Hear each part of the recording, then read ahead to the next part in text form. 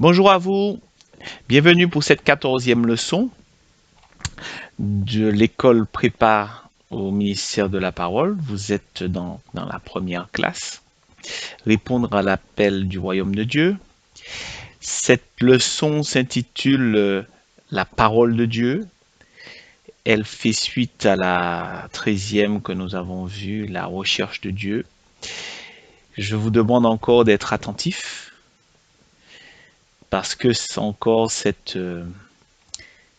leçon aussi est au cœur même de la base de la foi, puisque nous sommes dans le thème de la foi chrétienne. Donc soyez donc attentifs à cet enseignement. Voilà, donc nous allons entamer cette leçon par prendre la leçon numéro 14, par prendre deux versets bibliques d'introduction.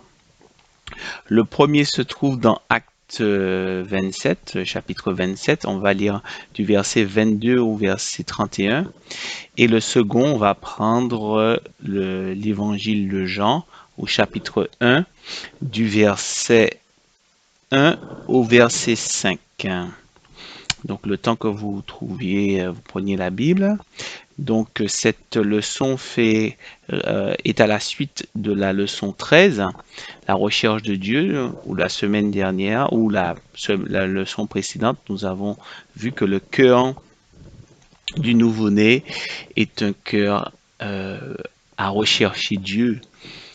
Voilà, comme un chercheur d'or, il devient un chercheur de Dieu. Donc il se met à la recherche, il fait des études de recherche. Oui, donc il scrute pour avoir de plus en plus la révélation de notre Dieu. Donc aujourd'hui, nous allons donc voir à travers ces versets, à travers cette leçon, justement le moyen, justement par quel moyen il peut trouver Dieu, d'autant plus. Alors lisons donc à partir du verset dans Actes, à partir du chapitre 27, à partir du verset 22 jusqu'au verset 31.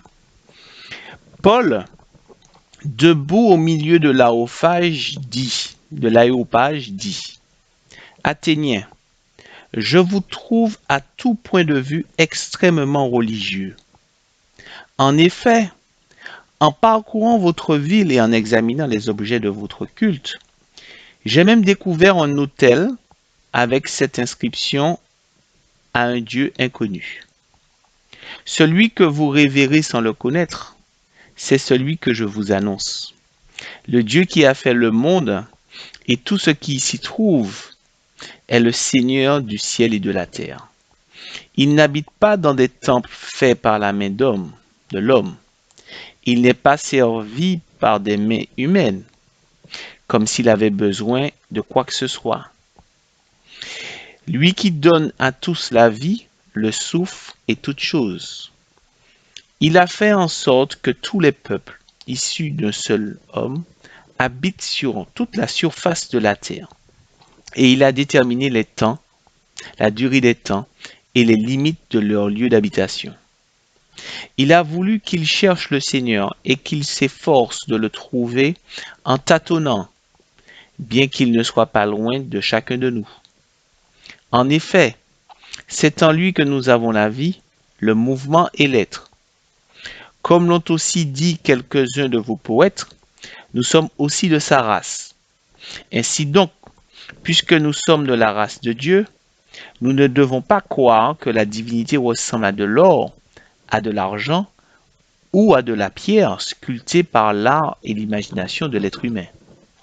Sans tenir compte des temps d'ignorance, Dieu annonce maintenant à tous les êtres humains, partout où ils se trouvent, qu'ils doivent changer d'attitude, parce qu'il a fixé un jour où il jugera le monde avec justice par l'homme qu'il a désigné. Il a donné à tous une preuve certaine en leur ressuscitant. Nous allons prendre l'évangile de Jean maintenant, au chapitre 1, et on va lire du verset 1 au verset 5. Au commencement était la parole. Et la parole était avec Dieu, et la parole était Dieu. Elle était au commencement avec Dieu. Toute chose a été faite par elle, et rien de ce qui a été fait n'a été fait sans elle. En elle était la vie, et la vie était la lumière des hommes. La lumière luit dans les ténèbres, et les ténèbres ne l'ont point reçue. Amen, amen. Mais je vous invite encore à ce qu'on puisse incliner la tête, qu'on puisse prier et demander au Saint-Esprit de nous révéler encore de sa parole, de nous éclairer. Ô Père d'amour, nous voulons encore te remercier parce que tu as envoyé ton esprit, l'Esprit Saint, l'Esprit de Jésus-Christ, afin que nous ne soyons plus dans les ténèbres et que nous soyons éclairés. Et en cet instant, nous avons besoin d'être éclairés sur les choses qui nous sont cachées. Tu as conçu notre cœur pour qu'il soit un cœur qui te recherche. Sans ton éclairage, nous ne pouvons te trouver. Et nous ne pouvons trouver la nourriture que tu as pour nous en cet instant, en ce moment. Alors je te prie à ce que, Seigneur, que tu disposes notre esprit à recevoir. Que ceux qui écoutent, Seigneur, en cet instant, que tu leur permettes encore d'être suffisamment attentifs et que tu écartes, Seigneur, tout esprit et toute chose qui viendrait, Seigneur, et oui, contrer, Seigneur, et empêcher à ce que cette terre reçoive la semence de ta parole, afin de croître et de porter de bons fruits. Sois béni. Nous t'avons prié dans le doux et précieux nom de ton Fils Jésus-Christ et pour ta seule gloire. Amen. Donc, le contexte où Paul où là il se retrouve à l'Aréopage, en face des Athéniens, et en lien avec la leçon précédente, la recherche de Dieu, où nous avons parlé de ceux qui n'avaient pas donc des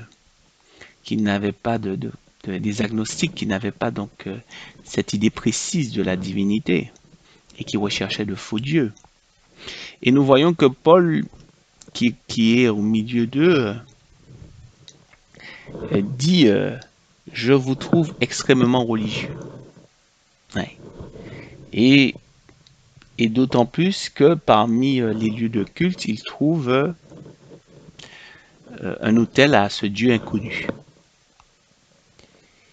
Et bien pour bon nombre de personnes encore, hein, même en ce jour, hein, eh bien, Dieu est aussi un Dieu inconnu. Ils ne réfutent pas le fait que Dieu existe. Ce ne sont pas des athées. Ils reconnaissent qu'il y a un Dieu qui a créé l'univers, mais par contre, ils ne peuvent pas l'identifier ou avoir une définition précise. Dans toutes les civilisations, depuis la nuit des temps, de toutes les façons, les hommes dépensent beaucoup de temps et d'énergie à rechercher Dieu. Et vous voyez, quand on a donc, tant qu'il est inconnu, on cherche, mais on cherche où? Et de toutes les façons, quand on cherche quelque chose, si cette chose est en mouvement ou si cette chose vit, il faut que vice-versa, que cette chose se laisse trouver. Parce que si cette chose se cache, on aura beau chercher, on va pas le retrouver. Hein. Et d'autant plus si c'est Dieu. Donc si Dieu se cache à nous, on aura beau mettre tous les efforts du monde, on ne pourra pas le trouver.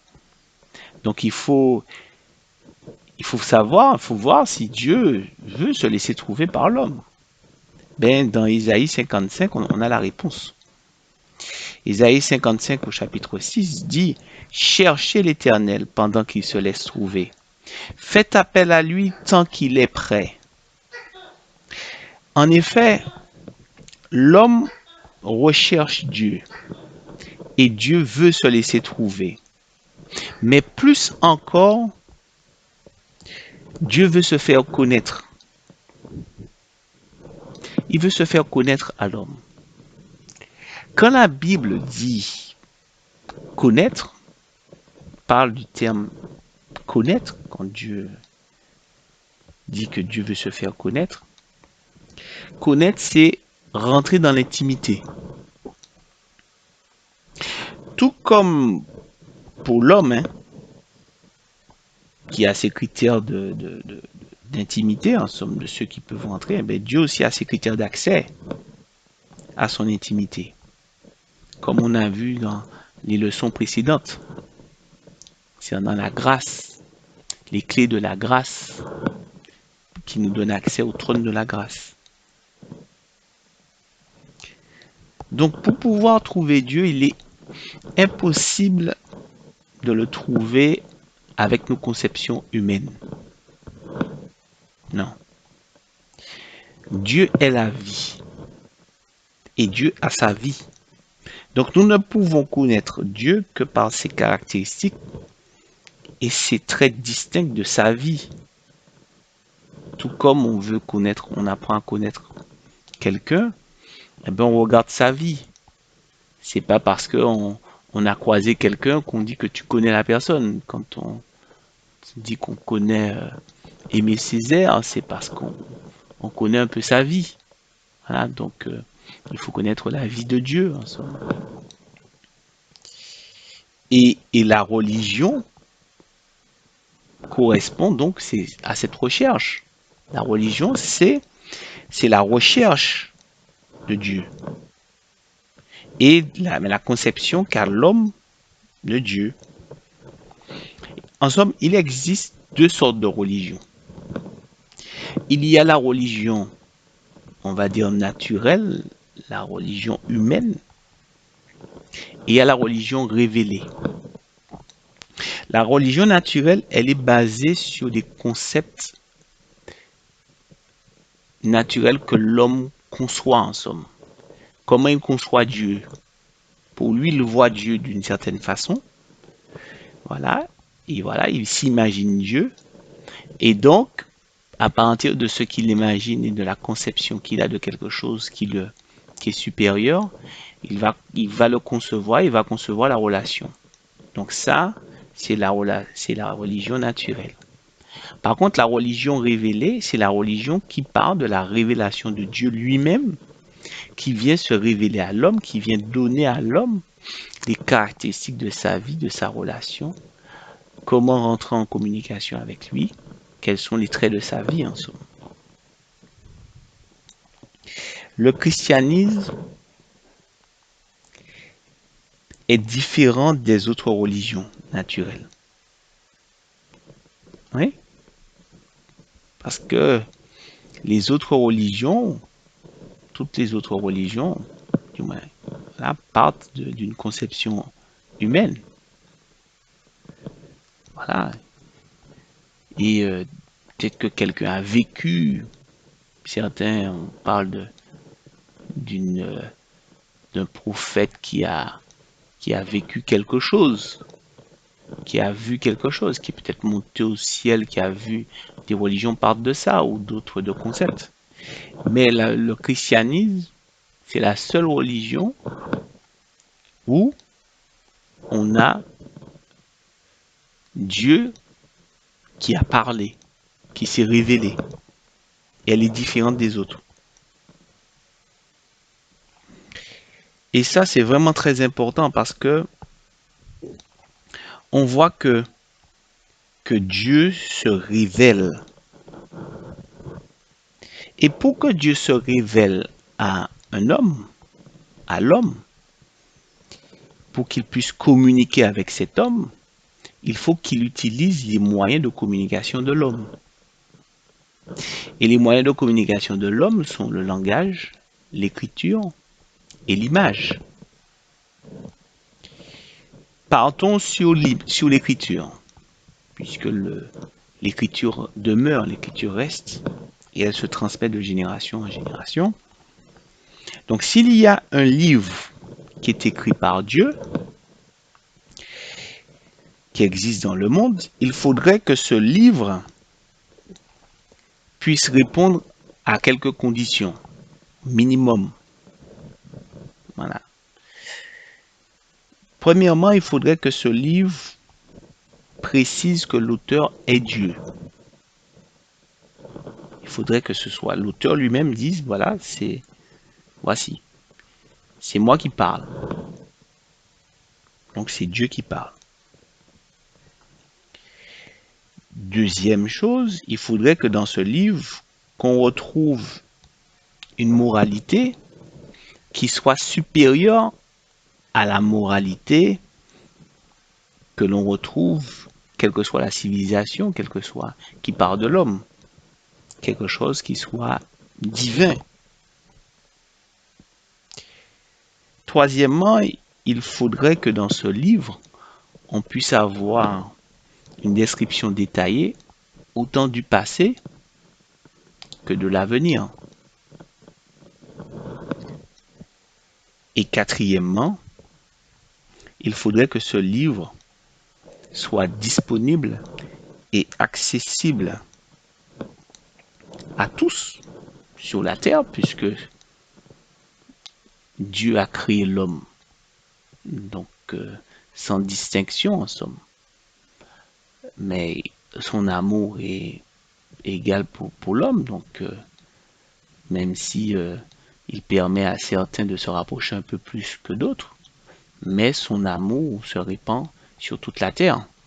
Donc il faudrait que ce livre soit accessible, disponible sur l'ensemble de la terre et que ce ne soit pas un livre sectaire en somme, qui soit uniquement réservé. Ben, seule la Bible répond à ces critères. Il n'y a pas d'autres livres, d'accord, déjà sur le premier critère. La Bible dit, déjà dans l'Ancien Testament, il est écrit au moins 500 fois, ainsi parle l'Éternel.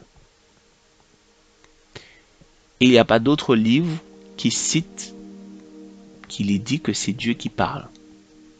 Même si certains veulent se laisser croire que c'est le livre divin, c'est un livre divin, mais l'auteur lui-même qui a écrit les nombreux livres, Confucius, etc., etc., ne disent pas que c'est Dieu qui parle.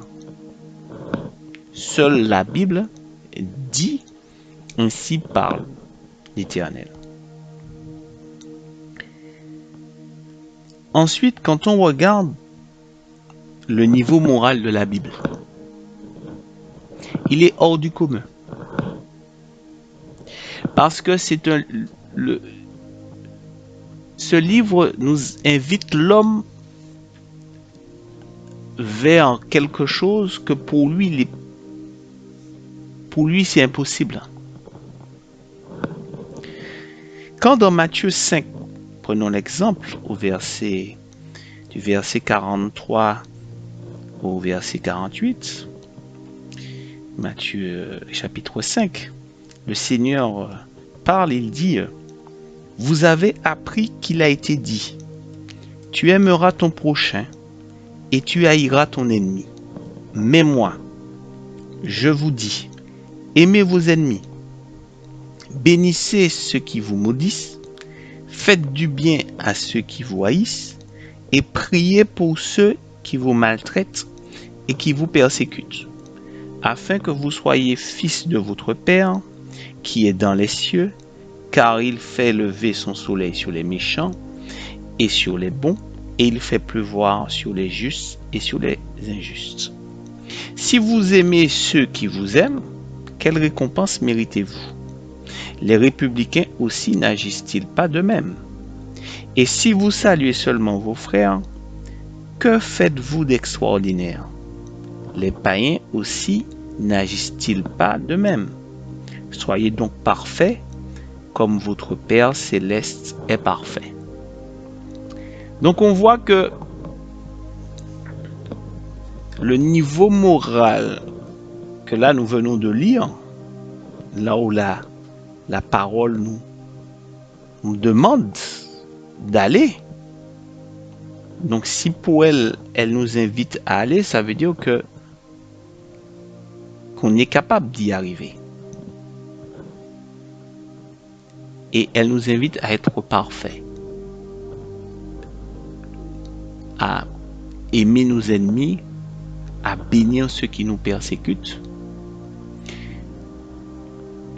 Je ne vois pas quel autre livre qui en parle. Quel autre livre qui peut venir égaler ce niveau moral? Oui. Et d'être parfait? Oui. Non. Donc sur le niveau moral, il est inégalable. Maintenant, sur le passé et sur l'avenir. Sur le passé, la Bible nous parle, déjà il commence par le livre de la Genèse. La Genèse veut dire commencement. Quand l'homme a été créé, voilà. Et même avant que l'homme ne fût façonné sur la terre, il fut d'abord un esprit. Et la Bible en parle. Et pour l'avenir, la Bible se termine par le livre de l'Apocalypse, avec les révélations. Et aussi, même dans l'Ancien Testament, nous avons les différentes prophéties qui parlent de l'avenir. Et ces prophéties, il y a plus de la moitié qui ont été réalisées parmi ces prophéties, dont l'exil du peuple d'Israël.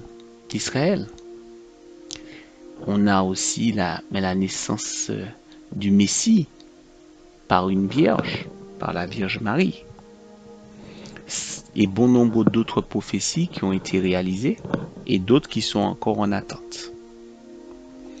Donc ce livre, la Bible, nous parle de l'avenir et du passé. Ensuite, sur le fait que ce livre doit être disponible et accessible à tous. Malgré que ce livre, cette Bible qui comporte 66 livres, et dans ces livres, il y a donc autant de l'histoire, il y a de la poésie, il y a des lois, il y a des prophéties, il y a des biographies, il y a des doctrines. Et tout cela, ça a été écrit par des personnes différentes, à des époques différentes, et dans des circonstances différentes. Eh bien, tout cela forme un tout cohérent. Quand on prend les Écritures, ça se rejoint et il y a même une codification numérique avec une concordance qui se retrouve par rapport au verset. Donc, quand on prend un peu de recul, on se dit, ce livre a été écrit par une seule et même personne, alors qu'on a des preuves historiques et autres que ce livre a été écrit par des personnes différentes et écrit à des époques différentes, avec les parchemins de la mer Morte qui sont venus d'autant plus témoigner de cela. En fait, c'est la main de Dieu qui a écrit la Bible à travers l'encre de la vie des hommes, de ces hommes qui ont vécu, qui ont eu des relations avec Dieu, qui ont eu des rapports en somme, et qui Dieu leur a amené à écrire, inspiré par le Saint-Esprit. Du fait qu'il soit, non seulement il est compréhensible, il est cohérent, mais il est aussi accessible. La Bible est le livre le plus traduit dans le monde, près de 2554 langues. Et c'est le livre le plus vendu au monde, près de 2,5 milliards d'exemplaires. Malgré toutes les oppositions, malgré toutes les persécutions, les, les martyrs qui ont, qui ont subi pour ce livre, pour que ce livre soit rendu accessible. Donc, ce livre nous dit que Dieu désire entrer en communion avec nous. Grâce à ce livre, Dieu n'est plus un inconnu et sa parole nous est accessible. Le verset 1 de Jean évoque la relation que la parole a avec Dieu. Il est dit, au commencement était la parole, et la parole était avec Dieu, et la parole était Dieu. Elle était au commencement. Toutes choses ont été faites par elle. Et rien de ce qui a été fait n'a été fait sans elle. En elle était la vie, et la vie était la lumière des hommes. La lumière luit dans les ténèbres, et les ténèbres ne l'ont point reçue. Oui, celui qui a reçu la révélation de la parole de Dieu, qui est inscrite dans la Bible, a trouvé Dieu. Et il ne demeure plus dans les ténèbres. Le psaume 119 le rappelle, David le rappelle, il dit, la révélation de tes paroles est claire, elle donne de l'intelligence aux simples. Alors que ce livre, tant controversé, la Bible, qu'aujourd'hui, qu'elle soit choyée dans nos cœurs, parce qu'elle contient la parole de Dieu. Elle nous apprend à le connaître. Elle nous apprend à recevoir la révélation. Elle nous aide à recevoir la révélation de Dieu. Oui, à rentrer dans son intimité. Le chercheur d'or va dans les montagnes, va dans des contrées pour chercher l'or. Il construit, il creuse. Eh bien, nous aussi, en tant que chercheurs de Dieu, nous allons creuser dans la parole, dans la Bible, les choses qui nous sont cachées. Elles nous sont révélées par le Saint-Esprit. Que Dieu vous bénisse. Voilà. Beaucoup d'encre ont coulé pour que nous puissions recevoir la Bible, recevoir la parole de Dieu, mais plus encore beaucoup de sang. Ouais, beaucoup de sang. Et d'autant plus le sang précieux de notre Seigneur Jésus-Christ. Alors je vous invite encore à rendre grâce à Dieu pour ce temps d'enseignement qui nous amène encore à choyer, oui, la Bible, la parole de Dieu. Oui, et qu'aujourd'hui qu'elle soit serrée contre notre cœur, comme David disait, je serre ta parole contre mon cœur. Donc, inclinez encore la tête et accompagnez-moi dans ce temps de prière. Seigneur, nous voulons encore te rendre grâce pour ta parole, pour la révélation de ta parole, qui est toi-même. Oui, tu te révèles à nous. Tu nous permets de te connaître. Oui, quand tu éclaires ta parole, Seigneur, dans notre cœur, tu permets à notre cœur de te voir, tu nous permets, oui, de te connaître, de rentrer dans ton intimité. Nous voulons encore te rendre grâce pour ce temps. Nous voulons bénir ton Saint-Nom. Oui, parce que tu es le Dieu qui éclaire notre chemin. Oui, parce que tu ne veux pas que nous demeurions dans les ténèbres, perdus dans nos pensées, perdus dans notre imagination d'un Dieu inconnu. Tu t'es fait connaître et tu te fais connaître encore de génération en génération à travers ta parole. Alors Seigneur, que tu puisses encore donner l'amour de ta parole à tous ceux, Seigneur, qui écoutent en cet instant, que tu ranimes le feu, Seigneur, le zèle de la lecture de ta parole. Oui, de la nourriture, Seigneur. Oui, de ta parole. Parce que c'est un mets délicat. C'est un mets, oui, précieux pour notre être. Esprit, âme et corps. Nous te rendons grâce. Sois béni, nous t'avons prié dans le doux et précieux nom de ton Fils Jésus-Christ et pour ta seule gloire. Amen.